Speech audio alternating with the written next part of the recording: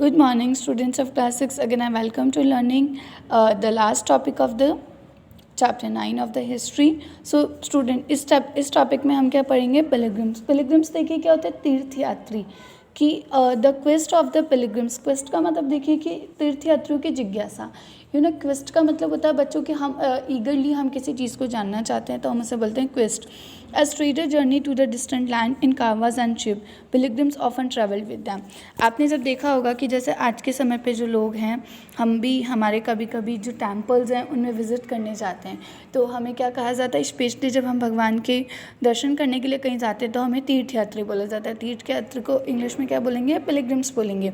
लेकिन हिस्ट्री के टाइम पे क्या होता था कि उस समय आसान नहीं होता था क्योंकि आज के तरह ट्रेन और एयरलाइंस नहीं होती थी जिससे हम इजीली कहीं पे पहुंच पाएँ और जो रास्ते थे वो बहुत मुश्किल थे. तो उस समय जब लोगों को लंबी यात्राएं करनी होती थी वो क्या करते थे? व्यापारियों के साथ जाया करते थे. पिलग्रिम्स कौन होते हैं? देखिए, तीर्थयात्री are men and women who undertake journeys to holy places in order to offer worship. Pilgrims कौन से होते हैं? वो स्त्री या पुरुष हो सकते हैं जो प्रार्थना के लिए पवित्र स्थानों पर जाया करते हैं. So the best known of these are the Chinese Buddhist pilgrims. तो देखिए किस तरीके से हम बोल सकते हैं कि आपको पता है जैसे कि ना चाइना से एक बहुत ही फॉर्म हमें पता है कि जो बहुत सारे जो लोग हैं वो भी चाइना से भी, आपको पता है जब प्रीचर हुआ बुद्धिज़्म का कहाँ पर? चाइना और जापान एंड कोरिया में. तो वहाँ के जो लोग थे, जैसा कि हमें पता है कि Buddhism was organise originated from India, तो बहुत सारे जो लोग हैं वो यहाँ पर बुद्धिज़्म के बारे में देखना है. तो इसी तरीके से एक बुद्धिस्ट पिलग्रिम एक बहुत ही तीर्थयात्री है जिनका नाम क्या था? फॉन्शियान. काफ़ी ज़्यादा वो फेमस थे अबाउट 1600 ईयर्स अगो. और वो हमारे देश में कब आए? आज के करीब 16 साल पहले वो आए थे. इसी तरीके से श्वेनसांग 1400 ईयर्स पहले भारत आए और उनके करीब आफ्टर 50 साल बाद हम बात करें इंसिंग आए. They came to visit places associated with the life of the Buddha. Chapter 6 as well as famous monasteries. और ये जो सारे जो यात्री थे, जो चाइनीज़ ट्रैवलर्स थे, ये क्या करने आए थे? यहाँ पे बुद्ध की जो गौतम बुद्धा थे उनकी लाइफ को देखने के लिए आए थे और उनके जीवन से जुड़ी जो भी प्लेसेस थी लाइक सारनाथ है और बहुत सारी जो प्लेसेस हैं, जो मोनास्ट्रीज़ है जहाँ पे बुद्धा रहा करते थे, उनके प्रीचर्स रहा करते थे, उनको देखने के लिए वो यहाँ आए थे. Each of these Pilgrim left an account of his journey. और हर जो तीर्थयात्री हैं इनमें से इन्होंने अपनी यात्रा के बारे में बहुत कुछ अपनी ऑटोबायोग्राफीज़ में लिखा है. बहुत सारी आर्टिकल्स इन पे उन्होंने राइट किए. The wrote of the danger they encountered on their travels which often took years of countries and monasteries that they visited and the books they carried back with them. इनमें से उन्होंने क्या लिखा कि उन्हें किस प्रकार से भारत आने में मुश्किल आई. वो अपने अकाउंट्स में क्या क्या वर्णन किया अपनी यात्रा का, कि उन्होंने अपनी यात्रा के दौरान जो मुश्किलें पाई थी उनके बारे में लिखा.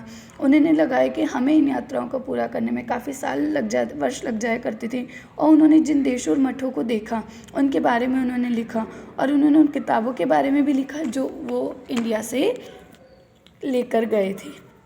ओके, देखिए स्टूडेंट, जब श्वेनसांग जो आए थे उन्होंने लैंड रूट यूज़ किया था. और वो कहाँ से आए थे?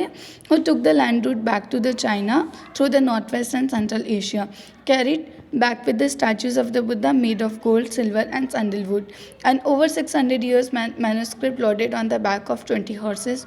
Over 50 manuscripts were lost when the boat on which was crossing the Indus capsized. He sent the rest of life translating the remaining manuscripts from Sanskrit into Chinese. तो देखिए जो श्वेनसांग थे, जो वो लैंड रूट उन्होंने यूज़ किया. और वो जो अपने साथ जब चाइना लौटे तो उन्होंने सोने, चांदी और जो चंदन की लकड़ी होती थी उससे बनी हुई बुद्धा की जो मूर्तियाँ थी वो लेके गए. उसके अलावा उन्होंने कम से कम 600 से भी ज़्यादा कॉपी जो किताबें थी जो कि बुद्धा के बारे में लिखी गई और हमारे देश के बारे में लिखी गई थी, उनको वो अपने साथ लेके गए. इन्हें वो किस पर लेके गए? इसके लिए इनको कैरी करने को उन्हें कम से कम 20 हॉर्सेस की ज़रूरत पड़ी. लेकिन कुछ इनमें से जो 50 जो इंस्क्रिप्शंस थे वो किस में खो गए? जब सिंधु नदी वो पार कर रहे थे तो उसकी नाव उलट गई थी जिससे वो पानी में डूब के गिर गई. और बाकी उसने जो अपनी लाइफ थी क्या किया, और बाकी उन्होंने, क्योंकि ये जो सारी किताबें थी वो संस्कृत भाषा में लिखी गई थी जिसका अनुवाद उन्होंने चाइनीज़ भाषा में किया. अब देखिए ये जो बुक थी जो उन्होंने इसके बारे में, जो फॉन शियन थे, आपको पता है फॉन शियन भी एक ट्रैवलर थे चाइनीज़, उन्होंने देखी अपनी किताबों में क्या लिखा, उन्होंने कैसे वर्णन किया है। Fong Jian began this journey back home from the Bengal. He boarded the ship belonging to the some merchant. They had badly traveled from 2 days when they caught in a storm. The merchants began throwing their merchants overboard so as lighten the load and save the ship from sinking. Fong Jian threw away the meager personal belonging but clung to his book and the statues of the Buddha that he collected. So देखिए कि fawn Hsien ने बताया कि fawn Hsien जब अपने घर चीन वापस आया तो उन्होंने कौन सा रूट लिया था, उन्होंने अपनी यात्रा बंगाल से शुरू करी, क्योंकि बंगाल में क्या थे, सी पोर्ट्स थे। वह व्यापारियों को वो कैसे छुड़ा, उस समय जैसा मैंने आपको बिगनिंग ऑफ दिस वीडियो बताया था कि उस समय जो तीर्थ यात्री थे व्यापारियों के साथ रहकर ही अपनी यात्रा को पूरा किया करते थे। तो उन्होंने बताया कि जैसे मैं अपने शिप पर चढ़ा और वो बोले कि 2 दिन ही हमारी यात्रा के हुए थे और एक समुद्री जो तूफान था, स्टॉर्म, उसमें हम फंस गए और व्यापारी अपने जहाज़ को बचाना चाहते थे। उसके लिए उन्होंने क्या किया, अपने माल को फेंक कर, उन्होंने बोला कि वो अपने माल का सामान पानी में फेंक दिया करते थे समुद्र में, ताकि जहाज़ को हल्का करने की कोशिश करने के लिए। तो उन्होंने बोला कि फॉन शियन ने भी अपना सामान तो फेंक दिया, लेकिन उन्होंने कुछ जो इंस्क्रिप्शन से जो किताबें थी मोनास्ट्री बुद्धिज़्म से रिलेटेड और जो कुछ स्कल्पचर्स थी, मूर्तियाँ, उन्हें अपने साथ रखा, जिन्हें उन्होंने कहाँ से कलेक्ट किया था, the journey from the India. और जब 13 दिन के बाद जब वो स्टॉर्म रुका तो उन्होंने इस प्रकार उन्होंने समुद्र का वर्णन किया। उन्होंने क्या बताया कि the sea it's bounded in extent और star in their motion, so in extent it is impossible to know east or west except by observing the sun, moon or star in their motion. If it is a dark rainy weather, the only plan to steer by the wind. It took him more than 90 days to reach Java, where he halted for 5 months before boarding another merchant ship that took him to the China. और उन्होंने क्या बोला कि जो समुद्र है वो बहुत असीम है, कि सूरज, चांद और जो स्टार्स होते हैं उनकी गति को देखे बिना ये पता लगाना मुश्किल होता है कि जो अब आपका शिप है वो किस दिशा में जाएगा। अगर बरसात और अंधेरा है तो जहाज़ को हवा के रुख में ले जाने के लिए और कोई चारे नहीं है। और देखिए उन्होंने अपनी जर्नी के बारे में ये भी लिखा है कि उन्हें जावा पहुंचने में कम से कम 90 डेज से भी ज़्यादा लगे और वहाँ वो 5 महीने के लिए रुके, क्योंकि उसके बाद उन्हें किसी दूसरे ट्रेडर की नीड थी जो उन्हें उनके पर्टिकुलर चाइना, उनके देश तक ले जा सके। तो देखिए बच्चों, किस तरीके से उस समय जो ट्रैवलर्स हुआ करते थे, जो पिलग्रिम्स होते थे, वो किस प्रकार वो अपनी एक लंबी यात्राएँ करते थे। They have a risk of life, उन्हें पता भी नहीं होता था कि वो अगर अपने देश से कहीं जा रहे हैं तो क्या वो वापस अपने घर लौट पाएंगे या नहीं लौट पाएंगे। अब देखिए नालंदा जो एक बहुत इंपॉर्टेंट सेंटर है, unique centre of Buddhist learning, कि जो किसका केंद्र है कि अगर आपको बुद्धिज़्म से संबंधित समझना है और उसके अलावा हमारे देश का एक बहुत इंपॉर्टेंट इंस्टीट्यूट है एजुकेशन का।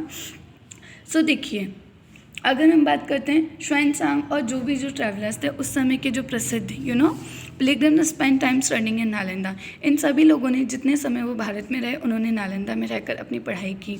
The most famous Buddhist monasteries of the period, this is how he describe it. और उन्होंने उस समय के जो बौद्ध विद्या केंद्र थे जिसके अंदर बुद्धिज़्म को पढ़ाया जाता था उसके बारे में उन्होंने लिखा है। वो क्या लिखते हैं, वहाँ के टीचर्स के बारे में, वहाँ की बिल्डिंग्स के बारे में क्या लिखा उन्होंने। The teachers are men of the highest ability and talent, they follow the teachings of the Buddha in all sincerity, the rules of the monasteries are strict and everyone has to follow them.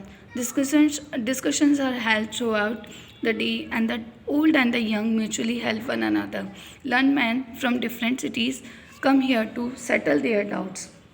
The gatekeeper asks new entrants difficult questions. They are allowed to enter only after they have been able to answer these. 7 or 8 out of every 10 are not able to answer. सो देखिए, ये जो pilgrims थे, जो बच्चे विदेशों से आकर यहाँ पर पढ़े, उन्होंने अपने अकाउंट्स में क्या लिखा कि यहाँ के जो टीचर्स थे वो कैसे थे और जिनकी बुद्धि बहुत ही तेज़ थी। मीन्स कि यहाँ के जो टीचर्स थे वो बहुत ही ज़्यादा योग्य शिक्षक थे, और वो अपने जो उपदेश थे और जो बुद्धिज़्म में लिखे हुए, जो बौद्ध धर्म में लिखे हुए जितने भी जो टीचिंग्स थे उन्हें बहुत अच्छे से पालन करते थे, उन सारे नियमों को पालते थे। और उनके अलावा जो उनकी मोनास्ट्रीज़ होती, मोनास्ट्री क्या होती थी, जहाँ पर रहकर वो रहा करते थे, उनके जो रूल्स थे वो भी काफ़ी ज़्यादा स्ट्रिक्ट थे और सभी लोगों को मानने पड़ते थे। और वहाँ पे जो रहने वाले लोग थे वो डिस्कशंस करते थे डिफरेंट टॉपिक्स पे, जिससे और यहाँ पे जो यंग और जो ओल्ड लोग थे सभी लोग एक दूसरे की हेल्प करते थे सभी कार्यों को पूरा करने में। और यहाँ पे जो थे बहुत सारे जो अलग अलग जो बड़े बड़े पॉइट्स थे या जो विद्वान लोग थे, जो स्टूडेंट थे, वो अलग अलग शहरों से आकर यहाँ पर अपने जो डाउट्स थे धर्म से संबंधित या अपनी शिक्षा से संबंधित अपने जो डाउट्स को कंप्लीट करने के लिए यहाँ पे आया करते थे। और उनसे इसके लिए उन्होंने एग्ज़ाम भी देना होता था, और उनका एग्ज़ाम कौन लेता था, द्वारपाल। जो नालंदा में जो यूनिवर्सिटी जो थी, जो कॉलेज था, उसमें जाने से पहले वहाँ का जो गेट कीपर था वो उनसे कुछ कठिन प्रश्न पूछते थे, और अगर उन्होंने गेट कीपर को सही जवाब दिया तो ही उन्हें उसमें जाकर पढ़ने की परमिशन मिला करती थी, जब वे द्वारपाल को सही उत्तर दे पाते थे। तो लेकिन आप देखोगे कि 10 में से जो कुछ ही स्टूडेंट होते थे, मतलब कि 7 या 8 लोग तो उसका जवाब भी नहीं दे पाते। तो हम कह सकते हैं कि उस समय हमारे देश में जो शिक्षा का स्तर था वो बहुत ही उच्च था, कि उस समय जो गेट कीपर थे वो इतने ज़्यादा एबल थे कि जिनका प्रयोग उस समय किसके लिए किया जाता था, एग्ज़ाम लेने के लिए। तो हम कह सकते हैं कि this time the time of India was very स्प्लैरिश। हम बोल सकते हैं कि जो इंडिया था उस समय बहुत ही उच्च था, सिर्फ व्यापार को लेकर ही नहीं, एवं शिक्षा को लेकर भी हमारे जो सो हम कह सकते हैं कि नालंदा जो है हमारे देश की, नालंदा और तक्षशिला हमारे देश के 2 इम्पॉर्टेंट एपिक सेंटर्स है of the education. I hope you understand it. Now the topic is the beginning of the भक्ति। अब हम देखेंगे कि हमारे देश में भक्ति का जो चलन कैसा था। We all worship the God. तो देखिए कि जब हम बात करेंगे कि इन्हीं दिनों जिस समय बुद्धिज़्म का प्रचार प्रसार हो रहा था, उस समय हमारे देश के अंदर जो हमारे डिवोटीज़ है, जो देवी देवता हैं, डाइटीज़ हैं, उनकी भी बहुत ज़्यादा पूजा अर्चना की जाती थी। This were also the time when the worship of certain deities which become a centre feature of later Hinduism, जिसकी वजह से बुद्धिज़्म के अलावा हमारे देश के अंदर जो हिंदू धर्म है वो भी एक प्रमुख केंद्र बन गया था धर्म को लेकर। तो हम कह सकते हैं कि उस टाइम पे हमारे देश में जो महत्वपूर्ण जो 2 मुख्य धर्म थे, जो 2 मेजर रिलीजन्स थे, वो कौन से थे, Hinduism and Buddhism. These deities were worshipped through bhakti, an idea that became very popular at this time. तो देखिए इन जो देवी देवताओं की जो पूजा की जाती थी, देवियों की और देवताओं की, उनके भक्ति के माध्यम, bhakti is generally understood as a person devotion to his or her chosen deity. सो देखिए भक्ति का क्या मतलब होता है कि जब कोई व्यक्ति अपने किसी भी भगवान को चूज़ करता है और वो उसके जो अपनी एनीबडी वेदर रिचर पूर्व गरीब या अमीर हो सकता है, belonging to the so called high or low caste men or women could follow the path of bhakti. And the idea of bhakti is present in the Bhagavad Gita, a sacred book of the Hindus, which is included in the Mahabharata. In this, Krishna, the god, asked Arjuna, his devotee and friend, in abandon all dharmas and take refuge in him, as only he can set Arjuna free from evil. This form of worship gradually spread to different parts of the country. Those who followed the system of bhakti emphasized devotion and individual worship of a god or goddess rather than the performance of elaborate sacrifices. According to this system of belief, if a devotee worships the chosen deity with a pure heart, the deity will appear in the form in which he or she may desire. So the deity could be thought of as a human being, lion, tree, or any other form. This idea then acceptance artist made beautiful image of these deities. तो देखिए कि जब अगर कोई भी व्यक्ति, चाहे वो आदमी हो या औरत हो, उन्होंने कोई चूज़ करके अगर अपने भक्ति किसी भगवान के प्रति अगर उन्होंने अपनी एम्फेसाइज अपनी फीलिंग को प्रेजेंट किया है, तो वो क्या कहलाई जाएगी, दिस इज़ कॉल्ड द भक्ति। और इसके लिए क्या करते हैं लोग, स्कल्पचर्स बनाते हैं भगवान की, उन्हें मंदिर में रखते हैं डिवोटीज़ को, और उसके अपने हिसाब से पूजा अर्चना करते हैं। So I hope you all understand this chapter very well. Thank you all.